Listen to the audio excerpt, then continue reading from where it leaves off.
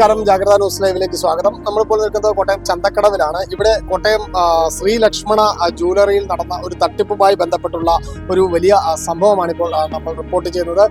കഴിഞ്ഞ 31-ന് നടന്ന ഒരു സംഭവമാണ്.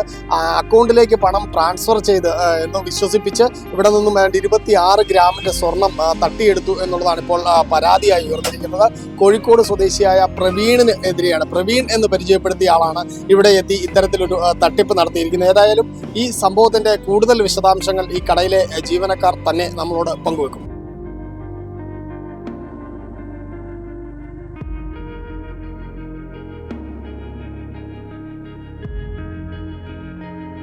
ഡിസംബർ 31 4:30 ആയപ്പോഴത്തേക്കും ആൾ വന്ന് ഒരു മോതിരവും മാലയും വേണമെന്നാണ്. അതെടുത്ത് 2,20,000 രൂപയോളം അതിന് ബില്ല് വന്നു. ബില്ല് അപ്പം ബാങ്കിൽ നിന്ന് ട്രാൻസ്ഫർ ചെയ്യാമെന്ന് പറഞ്ഞുകൊണ്ട് ബാങ്കിന്റെ ട്രാൻസ്ഫർ ചെയ്ത് അതിന്റെ സ്ക്രീൻഷോട്ടൊക്കെ എടുത്ത് നമ്മളെ കാണിച്ചു. നമ്മളതനുസരിച്ച് നമ്മൾ കൊടുത്തു. ബാങ്കിലോട്ട് വിളിച്ചു ചോദിച്ചപ്പോഴത്തേക്കും ഒരു അരമണിക്കൂർ താമസിച്ചേ ഉള്ളൂ അതിൻ്റെ ഇത് വരത്തുള്ളൂ, ബാങ്ക് ട്രാൻസ്ഫർ ആയതുകൊണ്ട് താമസം വരും.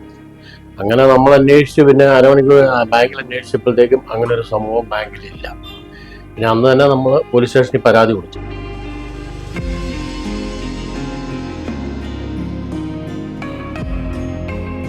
ജനുവരി 31-ന് വൈകിട്ട് 4:30 കൂടിയായിരുന്നു ഈ സംഭവം ജ്വല്ലറിയിൽ നടന്നത്. ഭാര്യയ്ക്ക് വിവാഹ വാർഷിക സമ്മാനം നൽകാൻ വേണ്ടി സ്വർണം വാങ്ങാൻ എത്തുന്നു എന്ന വ്യാജേനയാണ് കോഴിക്കോട് സ്വദേശി എന്ന് പരിചയപ്പെടുത്തിയ പ്രവീൺ കടയിലെത്തുന്നത്. ഇതിനുശേഷം ഇവിടെ ഏതാണ്ട് 1 മണിക്കൂറോളം ഇയാൾ ചിലവഴിക്കുകയും ചെയ്തു. തുടർന്ന് 26 ഗ്രാമോളം സ്വർണം വാങ്ങുകയായിരുന്നു. ഇതിന് ഏതാണ്ട് 2.25 ലക്ഷത്തോളം രൂപയാണ് ആയത്. ഇയാൾ എന്നാൽ ഈ പണം തൻ്റെ അക്കൗണ്ടിൽ നിന്നും ഗൂഗിൾ പേ ആയി അയക്കാൻ പറ്റില്ല എന്ന് പറഞ്ഞുകൊണ്ട് അക്കൗണ്ടിൽ നിന്നും ട്രാൻസ്ഫർ ചെയ്യുന്ന ഒരു സ്ഥിതിയാണ് സ്വീകരിച്ചത്. എന്നാൽ ഈ പണം ശ്രീലക്ഷ്മണ ജ്വല്ലറിയുടെ അക്കൗണ്ടിൽ എത്താതിരിക്കുന്ന സാഹചര്യമാണ് ഉണ്ടായത്. ജനുവരി 31-ന് ബാങ്കിന്റെ ഇടപാടുകൾ സംബന്ധിച്ച് ചില പ്രശ്നങ്ങൾ ഉണ്ട് എന്ന് അറിയിക്കുകയും ചെയ്തു. ഇതേ തുടർന്നാണ് ഇത്തരത്തിൽ പണം എത്തിയില്ല എന്ന് ഇവർ മനസ്സിലാക്കുന്നത്. ഇത് ബാങ്കിന്റെ ഇടപാടുകളുടെ പ്രശ്നമാകുമെന്ന് ധരിച്ച് ഇവർ പരാതി നൽകാൻ തയ്യാറായില്ല.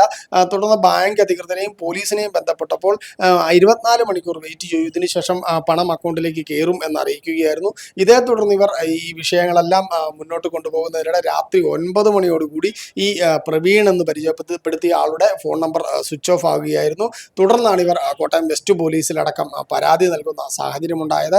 ഏതായാലും ഇത്തരമൊരു വിഷയത്തിൽ ഇപ്പോൾ ഈ ബാങ്ക് അധികൃതരുടെ ഭാഗത്തു നിന്നും കൃത്യമായ മറുപടി ലഭിച്ചിട്ടുണ്ട്. ഈ അക്കൗണ്ട് ഫേക്ക് ആണ് എന്നുള്ള കാര്യത്തിലൊരു മറുപടി ബാങ്ക് അധികൃതരുടെ ഭാഗത്തു നിന്ന് ലഭിച്ചിട്ടുണ്ട്. ഏതായാലും ഇത്തരമൊരു തട്ടിപ്പ്, പുതിയൊരു രീതിയിലുള്ള തട്ടിപ്പാണ് ഇവിടെ നടന്നിരിക്കുന്നത്. ഇത് സംബന്ധിച്ചപ്പോൾ പോലീസും പരിശോധന ആരംഭിച്ചിട്ടുണ്ട്.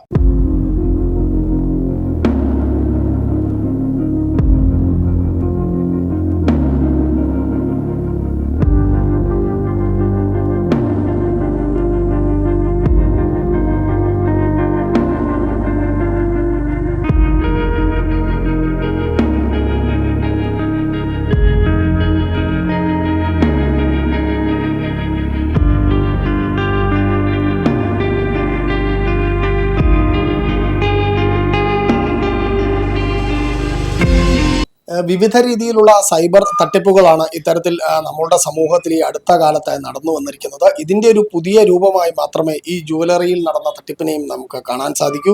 ഏതായാലും ഇത്തരം തട്ടിപ്പുകൾ ആവർത്തിക്കാതിരിക്കാൻ അധികൃതർ പുലർത്തുന്ന ജാഗ്രതയ്ക്കൊപ്പം നമ്മൾ ഓരോരുത്തരും കൃത്യമായി ബോധവൽക്കരണം കൂടി ഉണ്ടാകുകയാണ് വേണ്ടത്. ഇത്തരത്തിൽ ഇനി തട്ടിപ്പുകൾ ആവർത്തിക്കാതിരിക്കാൻ ഈ സംഭവം ഒരു പാഠമാകട്ടെ എന്നുകൂടി ഞങ്ങൾ ആശംസിക്കുന്നു. കോട്ടയത്തു നിന്നും ടീം ജാഗ്രത.